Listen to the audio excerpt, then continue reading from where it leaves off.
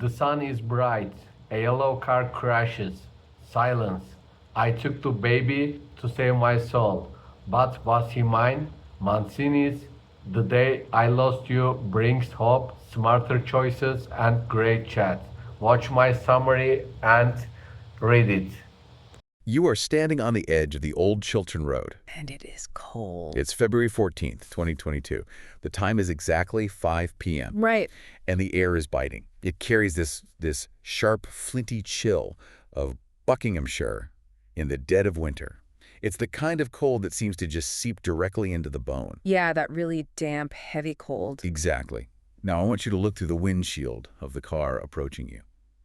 The winter sun is incredibly low in the sky right now. It's blinding. It is a blinding, piercing orb of light refracting through these skeletal, silhouetted branches of the ancient trees that line the carriageway. The shadows are long, the glare on the retina is absolute, the visibility is, well, it's treacherous. And then you hear it. Before you even see it, you feel the vibration deep in your chest cavity.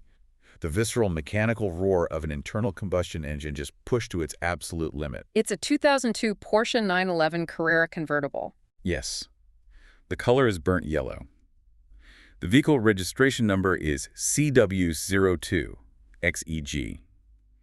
It is pulling out from behind a slow-moving lorry, the engine absolutely screaming as it revs from 0 to 70 miles per hour in just 5.2 seconds. Which is an incredible amount of power. I mean, think about the physics of that violence. Yeah.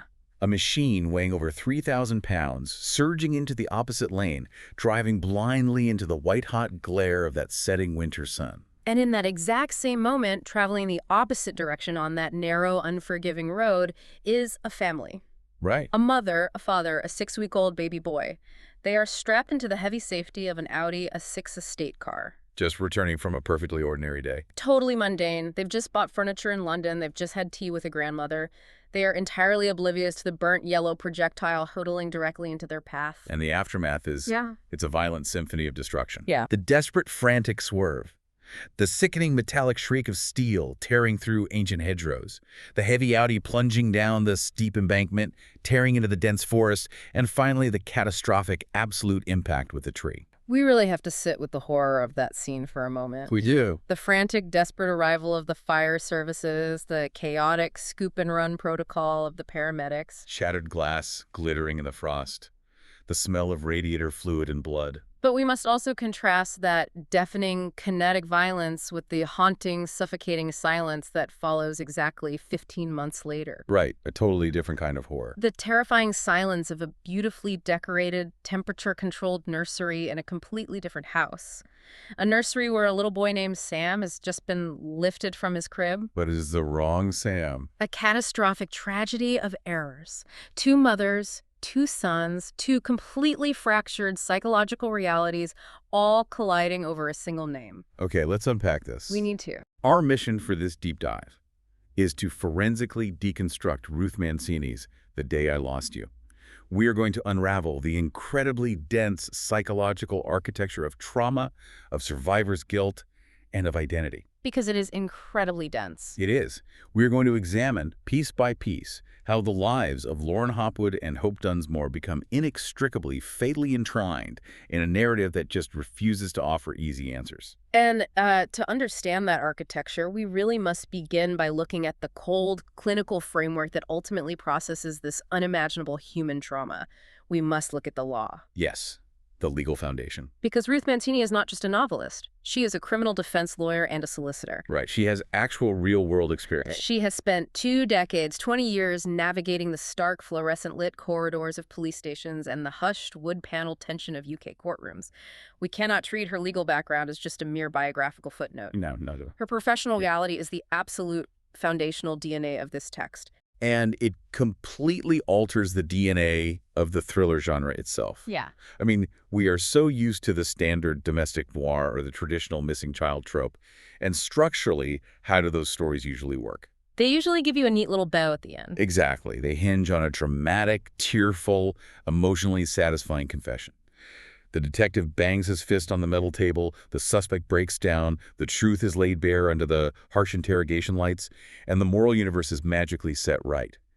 The reader gets closure. But Mancini subverts that expectation entirely. Completely. She denies us that catharsis. She replaces the melodrama with a hyper-realistic, often frustratingly clinical legal procedural. Let us analyze the authenticity of these legal elements, specifically the pre-interview legal briefing at Polar Park Police Station near Heathrow. Okay, set the scene for us there. It is July 8th, 2024. The time is 14:55. Drew Ferris, the driver of the burnt yellow Porsche, has just walked into the station duty office and confessed to 2 murders. He wants to take the blame to save Lauren, who has just been arrested at the airport for abducting his child. Now, in a standard thriller, the police would hit record on the tape deck, Drew would weep, the music would swell, and the credits would roll. Justice is served. But that is not what happens here. Sarah Kellerman, the duty defense solicitor, steps into the room. And she doesn't offer a shoulder to cry on. Not at all. She clinically dissects his confession. Right, she explains the mechanics of the law. She tells him, point blank, that if he falsely confesses to intentional murder, he isn't being a martyr, he's buying himself a mandatory life sentence with a minimum tariff of 30 years. It's a brutal reality check. And more importantly, she advises both Drew and Lauren to do the exact opposite of what we, the audience, desperately want them to do. She tells them to answer no comment to every single question. No comment. It is the bedrock of criminal defense strategy in the UK, but it is deeply misunderstood by the public. Let's look at how this actually functions mechanically. Under the Police and Criminal Evidence Act PACE, the police are searching for admissions to build a case. But in this specific instance, the police have absolutely no independent evidence. Nothing. They have no CCTV footage on the Old Chilton Road from 15 months ago. The collision reconstruction experts originally ruled the crash a tragic accident caused by sun glare. Right, they blame the environment. So the entire criminal case rests entirely on what Drew, Hope, and Lauren say in that interview room. Sarah Kellerman explains the mechanism of the law flawlessly. It is not for the suspects to prove their innocence. It is for the state to prove their guilt beyond a reasonable doubt. Yeah. If the suspects provide the state with nothing, the state has nothing to prosecute. But, I mean, doesn't remaining silent feel like a profound subversion of justice to you? I mean, I have to push back on this purely clinical view. Well, it's the reality of the system. But we are talking about the deaths of a husband, Charlie, and a newborn baby. We are talking about the international abduction of a surviving child. How does the missing child trope even survive when the entire climax of the narrative hinges on strategic, calculated legal silence rather than the exposure of the truth? That's the tension Mancini is playing with. To me, the legal system here isn't acting as a window into the truth.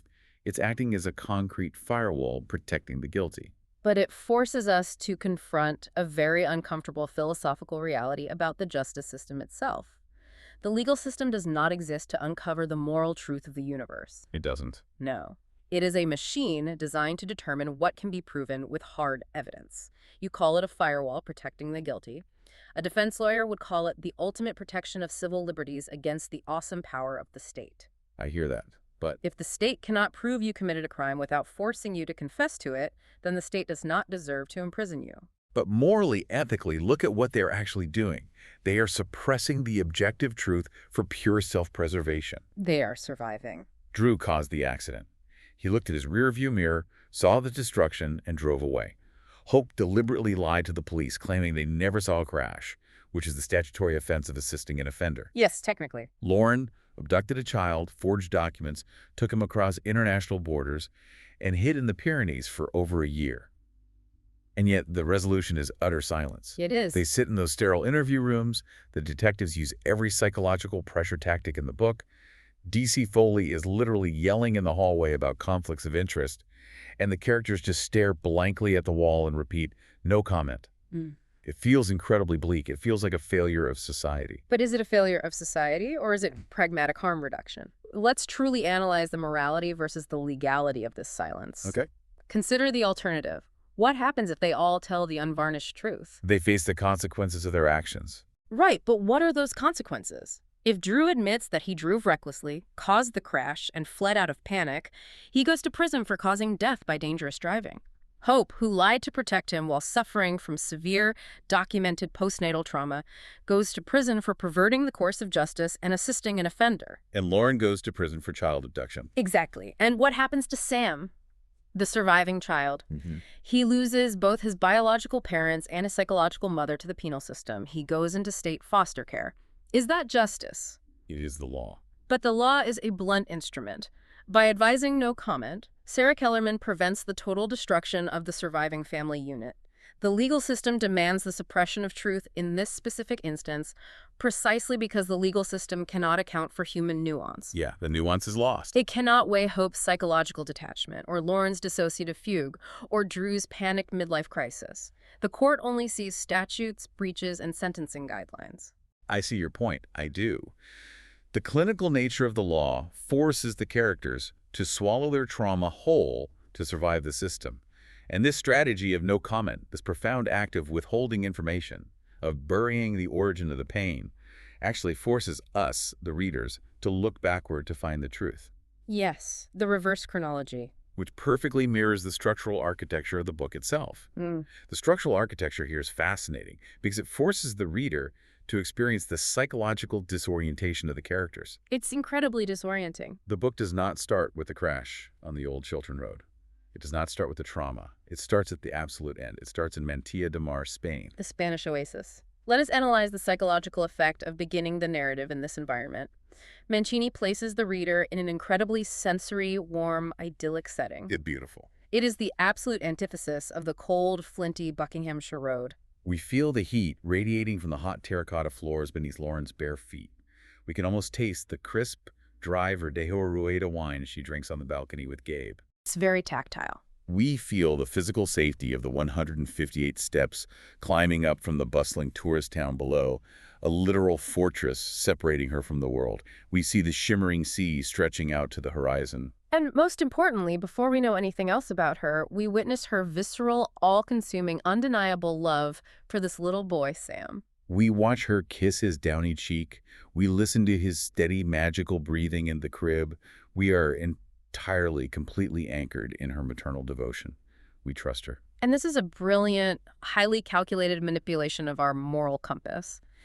By establishing this profound empathy for Lauren first, Mancini engineers a massive cognitive dissonance in the reader. Oh, absolutely. We fall in love with Lauren the mother, Lauren the survivor, Lauren the independent woman who has built a safe haven for her child. And then the local Spanish police knock on the door. Officer Alvarez and Officer Rodriguez. Yes. They arrive in the dark, they are wearing black stab vests, they are armed with guns and batons, and they tell her she has abducted this child. The physiological shock to the reader is profound right there. We are immediately defensive on her behalf. We think, no, there's a birth certificate. There's a passport in the drawer. Gabe is right. This must be a scam, a misunderstanding. But it isn't. No. By working backward to the beginning of the trauma, the accident, the loss of Lauren's real husband, Charlie, the death of her real biological son, Sam, we are forced to constantly reevaluate everything we thought we knew. If we connect this to the bigger picture, this reverse chronology perfectly mimics the human brain's tendency to process severe trauma retroactively. That's a great point. When you experience a catastrophic, life-shattering event, your brain does not process it linearly. You don't understand the beginning, the middle, and the end as it unfolds in real time. Your body is just in shock. The amygdala is entirely focused on immediate survival. You survive the end of the event, and then you spend months, years, or the rest of your life looking backward, trying to decipher the beginning. Trying to make sense of the senseless. You try to parse the exact sequence of events that destroyed your life. Mancini makes the reader experience that exact same delayed cognitive processing. So let's look at how knowing the ending alters our perception of the middle. When the narrative finally winds backward to the middle of the timeline, we are presented with what looks like a classic domestic thriller subplot. Right, the affair. We see Drew having an affair. He's driving his yellow Porsche to meet a woman named Sorcha from Ireland, whose sister allegedly had a stroke. But because we have already seen the ending, we possess information that fundamentally changes the context. We already know that Sorcha is actually Lauren. Yeah. We know she's systematically infiltrating his life. She is gathering intelligence. She is stalking him. Okay, wait. I have to step in here. Yeah. Stalking is a legal term, and an incredibly harsh one at that. It is the clinically accurate word. Let us look at Lauren's behavior without the protective filter of our initial empathy from Spain. Because we know the ending, we must analyze her actions in the middle of the timeline critically. But you have to look at the motivation. Look at the mechanics of what she does. She parks her Fiat Punto in a desolate wasteland by a concrete water tower, sneaking through a hole in a wire fence to physically spy on Flint Cottage. She's desperate. She infiltrates a local village yoga class under false pretenses just to gather neighborhood gossip about Hope's pregnancy. And most egregiously, she actively seeks out Hope, who is a licensed psychotherapist, and becomes her client under the fabricated pseudonym Anna Wall. I understand the mechanics look bad on paper, but you are looking at this through a cold, unforgiving, legalistic lens. This is not calculated malice. This is maternal insanity. Insanity doesn't plan a fake identity. We need to talk about the concept of a dissociative fugue, because that is what Lauren is experiencing. A dissociative fugue isn't just forgetting or acting erratically. It is the brain's ultimate, desperate circuit breaker. But a circuit breaker implies a loss of function, not the gain of a highly organized infiltration strategy. No, listen. When the trauma of waking up in a hospital, finding her husband dead and her baby gone, exceeds her neurological capacity to process reality, her brain physically severs her connection to her identity to keep her biological organism alive. She was told the crash was her fault, that she swerved for no reason. Right, the gaslighting of the initial police report. Exactly. Then, months later, she sees the yellow Porsche at the Women's Center. The visual trigger shatters the fugue state. She realizes the police were wrong. She realizes the driver of that Porsche killed her family. Yes, the memory returns. When she sits in Hope's therapy room as Anna Wall, she isn't acting as a criminal mastermind executing a heist. She's a profoundly shattered woman, operating on raw, bleeding instinct, desperately searching for the pieces of her broken reality. She just wants to understand the monsters who destroyed her life. Your empathy for her origin story is blinding you to the reality of her execution. Trauma is an explanation. It is never a blank check for moral absolution. I'm not saying she's absolved. I'm saying Let us deconstruct exactly what she does in that therapy room, because it is not instinctual. It is highly predatory. predatory. Yes. Hope Dunsmore is a professional offering a safe, clinical space for healing. Lauren, masquerading as Anna, sits on that therapy sofa and weaponizes Hope's own empathy against her. She's looking for answers about her dead child. She feeds Hope a carefully fabricated story about suffering a miscarriage, deliberately mirroring Hope's own known history of 3 devastating miscarriages. She uses Hope's deepest vulnerabilities as a lockpick to get inside her head. That is a profound violation of professional ethics and personal boundaries. It is morally bankrupt. Morally bankrupt. She is sitting across from the wife of the man who killed her newborn baby. That doesn't justify the psychological torture of Hope. She is sitting across from a woman who actively lied to the police to cover up a fatal hit and run. How can you possibly hold Lauren to the ethical standards of a polite, functioning society when she has been violently thrust into a waking nightmare? She is in the underworld. The rules of the surface don't apply. They absolutely apply, because her actions require complex prefrontal cortex planning. She didn't stumble into Hope's therapy room in a daze of grief. She needed information. She researched Hope online. She loitered outside her house to understand her schedule. She lied to the neighbor, Jess Brierly, claiming she was recommended by a mutual friend to bypass the standard vetting process. Which proves how desperate she was. And look at the day she takes the baby. She stages a declined credit card transaction at a local shop just to give herself an excuse to linger in Hope's kitchen, specifically to catch a glimpse of the newborn. That requires patience. That requires calculation. That requires intent. Okay, well, if we're going to ruthlessly analyze character psychology and intent, then let's put Hope Dunsmore under the microscope. Because if you are holding Lauren to this incredibly high standard of rational behavior, we need to dissect Hope's Pollyanna script. It is a fascinating and deeply dangerous script. Exactly. Let's look at her background. She was literally named Hope by her hippie parents. She has been conditioned her entire life to believe she is part of a matriarchal lineage of unrelenting optimism. Right, the toxic positivity. She engages in what psychologists call magical thinking, the genuine belief that the universe is inherently good and that everything is unfolding as it should, regardless of the evidence to the contrary. But when does that relentless optimism stop being a virtue and become a highly dangerous, destructive form of psychological denial? It crosses that line the moment it is used to erase the suffering of others. Hope's optimism is not a philosophy. It is a pathological defense mechanism. Yes. Let's revisit the moment of the crash on the Old Chilton Road. Hope is in the passenger seat of the Yellow Porsche. She is 32 weeks pregnant. She is in premature labor, experiencing agonizing contractions, but she is also a direct eyewitness to a fatal hit and run. She sees the Audi plunge into the trees. She has to have seen it. And what does she do? She psychologically detaches. She constructs an alternate reality where she simply didn't see anything. She tells the police, "We didn't see an accident." She uses her focus on her unborn child as a shield to block out the violence her husband just committed. And that denial goes so much deeper as the narrative progresses. Let's look closely at the specific text of the 101 transcript. This is a pivotal, foundational document in the structure of the book. The call from Jess Brierley. Yes. It's July 8th, 2023. The time is exactly 10:12 a.m. The neighbor, Jess Brierley, calls the police on the non-emergency 101 line. Listen to the exact wording Jess uses to describe Hope on the morning Lauren took the baby. It's very revealing. Jess says to the operator, "She looked so completely broken." Yeah. Drew's car wasn't there, and so I grabbed a bottle of brandy from my cupboard and I went over and knocked on the door. And Hope broke down in tears and told me that Sam wasn't her baby. She said she'd been a surrogate for another woman and that she had handed Sam over. Listen closely to the mechanics of what Jess is reporting there. Hope's psychological fracture is so total, so absolute, that when she wakes up and realizes her baby has been abducted by Lauren, her brain simply cannot process the reality of the kidnapping. It's just too much. Instead of screaming that her child has been stolen, she invents an entirely complex, fictitious narrative where she was a willing participant in her own tragedy.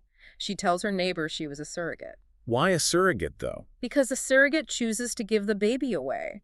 It is an illusion of control. Her brain protects her from the random cruelty of the universe by making her the architect of the loss. It's heartbreaking when you realize the mechanics behind it. She cannot face the idea that the universe is chaotic, or worse, that her husband's monstrous actions on the Old Chilton Road brought this vengeance to their doorstep. So she rewrites history in real time. She edits the trauma out. But this raises a massive philosophical question. Does Hope's deep pathological psychological denial make her complicit? By refusing to see the truth of the accident and then refusing to see the truth of the abduction, is she enabling the tragedy? Is ignorance, when it is stubbornly maintained, a form of guilt? Yes, absolutely. Her optimism is a shield that blinds her to consequence, and it harms everyone around her. And Drew is the ultimate enabler of this blindness. He leads into it. He actively weaponizes her psychological state. He tells the police she's always been one to put a positive spin on things. It's like she's in denial. He plays the role of the concerned husband managing a fragile wife, but in reality, he relies entirely on her denial to keep himself out of a prison cell. These deep structural psychological fractures within both Lauren and Hope don't just happen in a vacuum, though.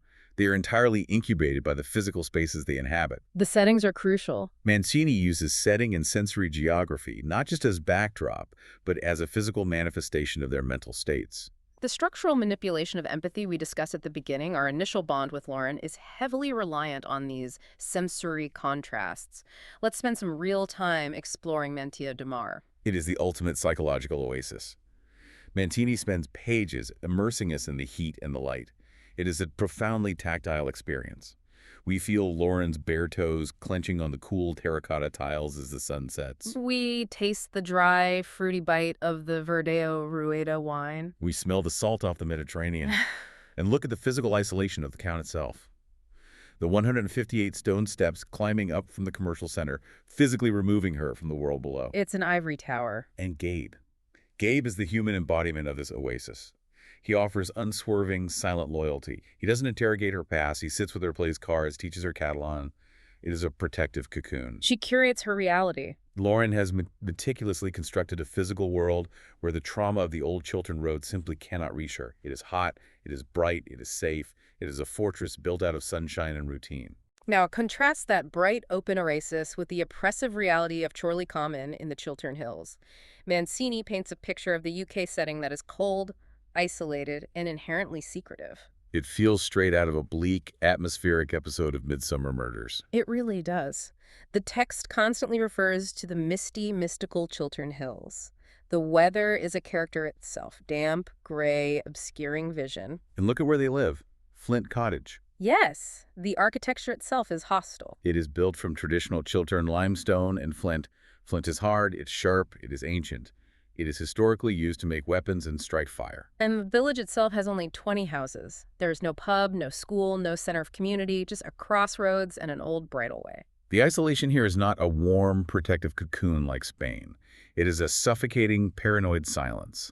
It is a place where neighbors spy on each other through net curtains, where a single missing car on a driveway prompts a neighbor like Jess Brierly to assume the worst and bring over a bottle of brandy. It is a geography of suppressed secrets. And the darkest, most destructive secret of all is kept hidden in the damp garage of Flint Cottage. We need to talk about the 2002 burnt yellow Porsche 911 Carrera. The car. This isn't just a prop in the story. We need to treat this car as a central character. It is the inciting incident, it is the weapon of destruction, and it is the absolute symbol of everything broken inside Drew Ferris. Drew, keeping that crushed, burnt yellow Porsche in his garage is like a psychological telltale heart. Let's analyze the specific choice of the vehicle. Why a 2002 911 Carrera convertible? Why not a sensible, safe family sedan for a man expecting a child? Because he's running from adulthood. Drew bought this specific car with the inheritance money he received after his mother died of cancer. The car is the literal, metallic embodiment of his unspooled grief, but more specifically, his midlife crisis. He refuses to process the trauma of his mother's death, just as he refuses to process the trauma of his wife's 3 miscarriages. Instead of seeking therapy, he buys a fast, loud, convertible sports car. He wants to feel the wind in his hair. He wants to feel young, reckless, and alive to counteract the surrounding aura of death and failure in his home. And it immediately becomes the vehicle for his moral decay. He uses this car to facilitate his infidelity. He drives the Porsche to the empty car park at the Crowthorpe housing development to meet his mistress, Sorcha. Hope hates the car. She despises it. She even refers to it explicitly as the car he sat in with his mistress. She begs him to get rid of it, but he can't. He is addicted to the escape it represents. And then the ultimate tragedy. On February 14th, when Hope goes into sudden, terrifying premature labor, he uses this exact same car to race to the hospital. He revs the engine, he aggressively overtakes the lorry, and in doing so, he turns his symbol of escape into a literal weapon of mass destruction. But here's the critical psychological detail. He doesn't destroy the car after the crash. No, he brings it home. Even after he causes the fatal collision, even after he flees the scene and watches the Audi plunge into the trees, he brings the car home and hides it in the garage. He locks it away in the dark at Flint Cottage. Why do you think he keeps it? He can't destroy it because it's the only tangible proof that his grief is real, but he has to keep it locked in the dark because looking at it forces him to acknowledge he's the villain of his own story. It sits there, a glowing, burnt yellow reminder of his profound cowardice. And when he finally decides he has to get rid of it, when the guilt becomes too heavy and he takes it to the West Wybridge showroom for a part exchange, he drives it out into the open light of day. And that is the exact catastrophic moment Lauren sees it. She has just left the Women's Center. She is walking down the street. She looks across the road, and she sees the distinct button nose of the chassis, the wide, startled headlights, the highly specific burnt yellow paint. The visual trigger. The sudden appearance of this car acts as a neurological key, unlocking her suppressed memories. It shatters the dissociative fugue. The car brings the trauma out of the misty, hidden Chilterns and forces it into the blinding light of day. Which brings us to the inevitable collision of these two women, these two vastly different environments, over the central physical stake of the entire narrative, the child, Sam. Here is the central moral dilemma that Mancini forces us to grapple with for the entire length of the book. Who is the real mother? I want to look at this from every possible angle because there is no easy answer. No, there isn't. Is it Hope? Let's look at her claim. She's a woman who physically, biologically gave birth to this boy. She endured the physical and emotional agony of 3 miscarriages. She suffered through a terrifying premature labor at 32 weeks, screaming in the passenger seat while her husband caused a fatal crash. She brought him to the world. But we also know she's psychologically detached from him. Exactly. She refused to acknowledge the blood on her husband's hands. She allowed her husband to keep their family intact at the direct expense of Lauren's entirely destroyed family.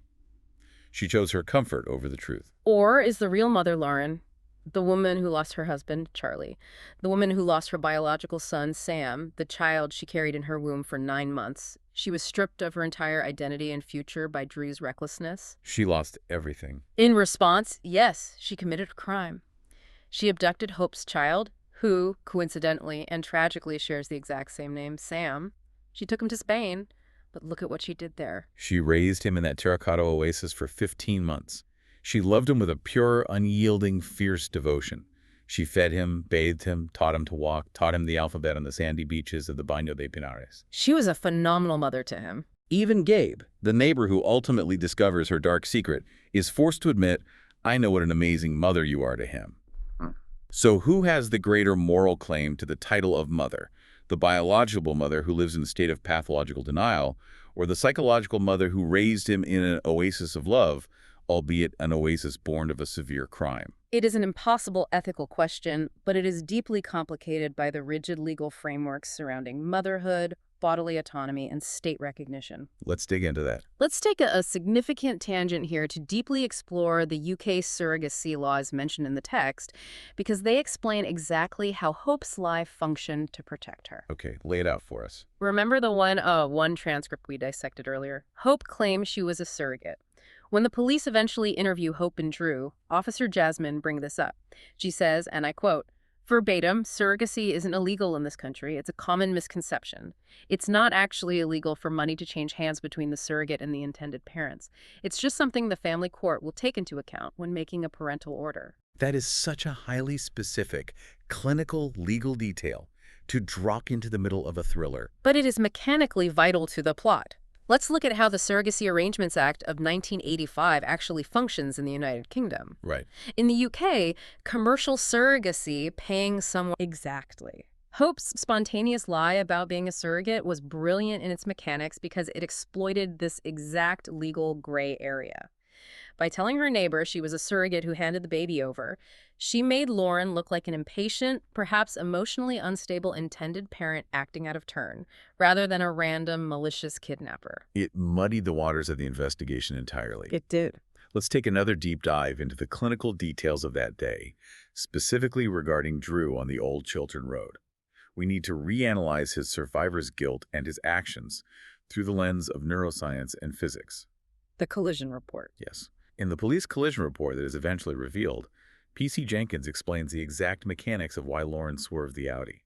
He introduces the concept of perception response time. Right. The officers explain that the average human perception response time, the time it takes for the retina to perceive a threat, transmit that data to the brain, for the brain to formulate a motor response, and for the foot to physically hit the brake pedal, is roughly 1 second in normal, clear conditions. 1 second. But heading west, directly into the blinding, low-setting sun on a narrow country lane, the visual data is corrupted.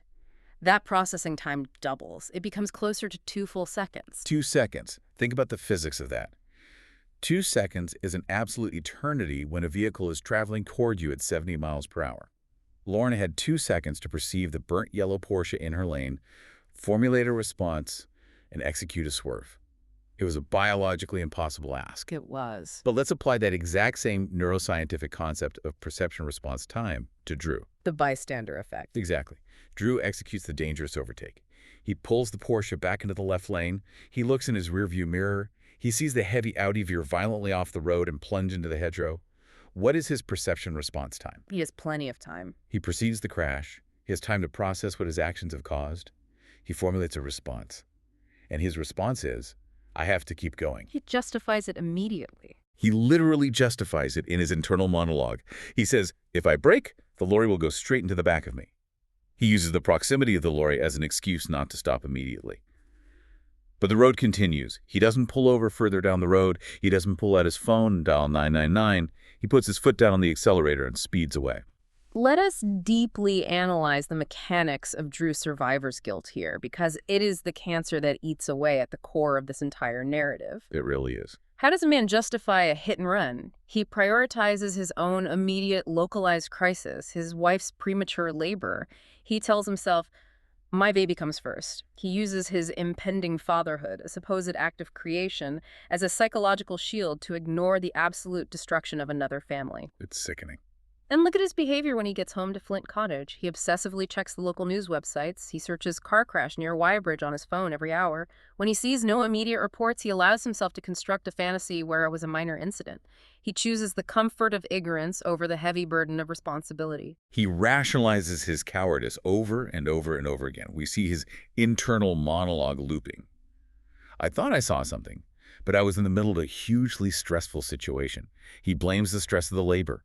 He blames Hope screaming in the passenger seat. He even blames the other car, wondering if they just swerved into a ditch and kept driving. He knows it's a lie. Deep down, his subconscious knows he killed them, but he buries it under layers of justification. Which is exactly why the sudden reappearance of Lauren into his life is so utterly catastrophic for his psyche. She is the physical, breathing manifestation of his buried guilt. She is the ghost from the Old Chilton Road, come to haunt Flint Cottage. And here is where the structural irony of the narrative reaches its absolute devastating peak. Hospital. Here's where it gets really interesting.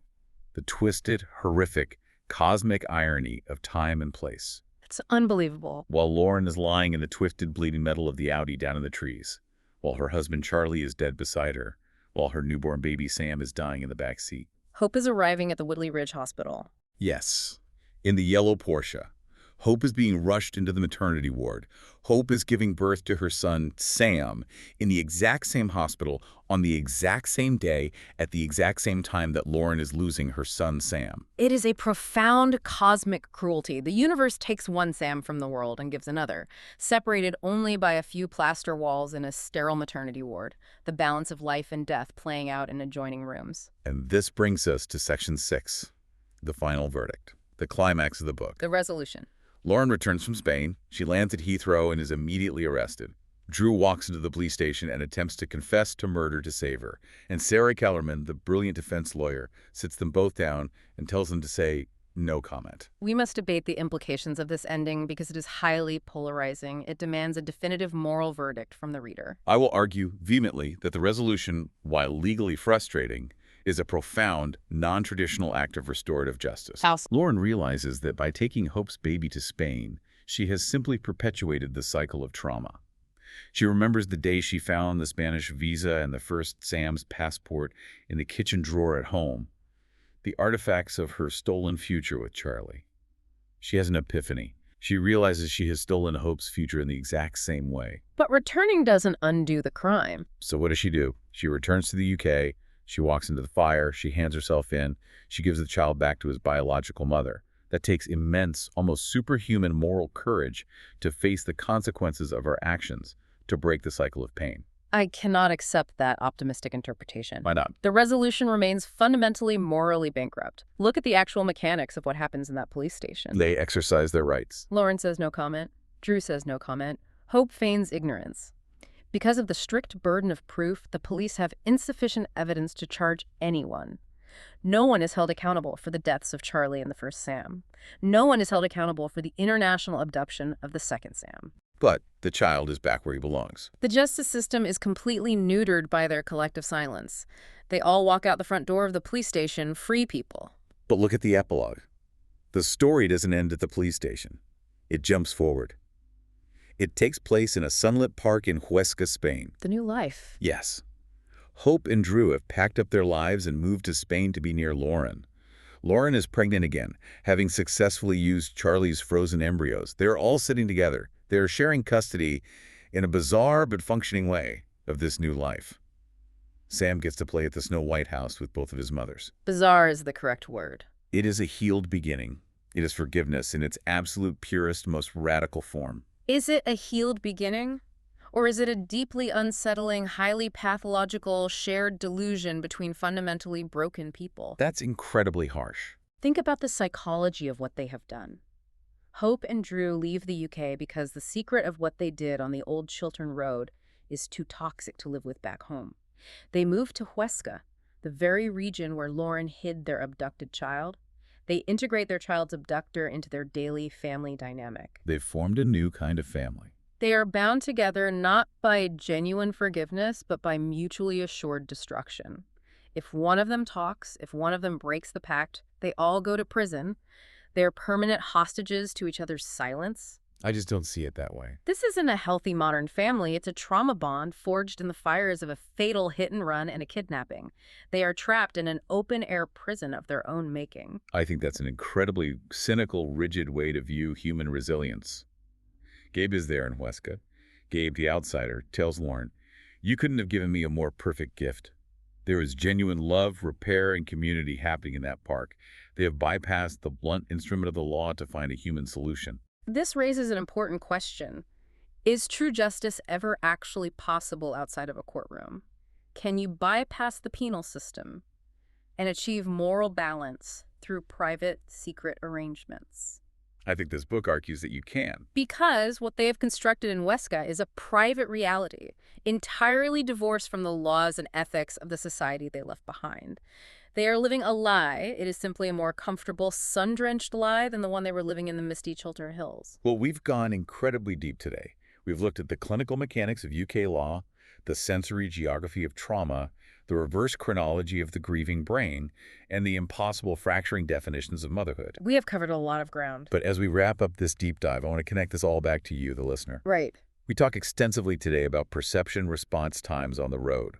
That split-second neurological window where your retina recognizes a threat, your brain processes the danger, and you have to make the physical choice to hit the brakes. The 1 to 2 seconds. But think about your perception response times in moments of moral crisis.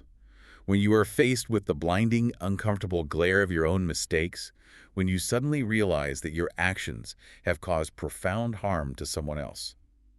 What is your response time? Do you hit the brakes? Do you face the wreckage of what you've done and take responsibility?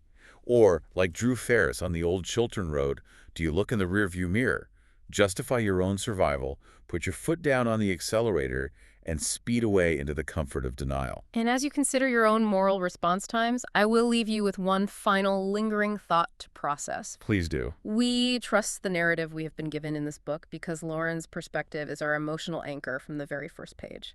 But remember what the trauma consultant told her at the hospital regarding the nature of dissociative amnesia. Memory is highly malleable.